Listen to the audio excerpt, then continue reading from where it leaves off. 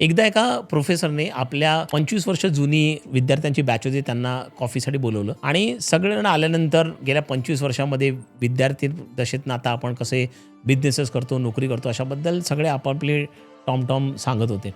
आणि प्रोफेसर एका कॉर्नरमध्ये उभं राहून शांतपणे ऐकत होता. मग त्याने सगळ्यांसाठी कॉफी आणली. कॉफी आणताना त्याने कप अशा तऱ्हेने निवडले, की काही एकदम नवीन फॅन्सी होते, काहींचं डिझाइन एकदम आकर्षक होते, काही एकदम साधे होते आणि काही व्यवस्थित कंडिशनमध्ये सुद्धा नव्हते. ज्यावेळी त्याने कॉफीचा मग सगळ्यांना द्यायला सुरुवात केली, त्यावेळी जे फॅन्सी कप होते ते सगळ्यांनी धडाधड उचलले. जे चांगले आकर्षक नव्हते ते कप कोणीच उचलले नाहीत. कॉफी मात्र सगळ्यांमध्ये सेमच होती आणि मग प्रोफेसरने सांगितलं, की 25 वर्षामध्ये आपण अशा सिच्युएशनला आलेलो आहोत, की आपला फोकस हा केवळ बाह्य आकर्षक दिसण्यावरती किंवा आपण काय अचीव्ह केलं याच्यावरती आहे. परंतु कॉफी सगळ्यांची सेम आहे. याचा अर्थ काय आहे, की आपल्याला कंटेंट आपण काय करतो हे अत्यंत महत्त्वाचं आहे.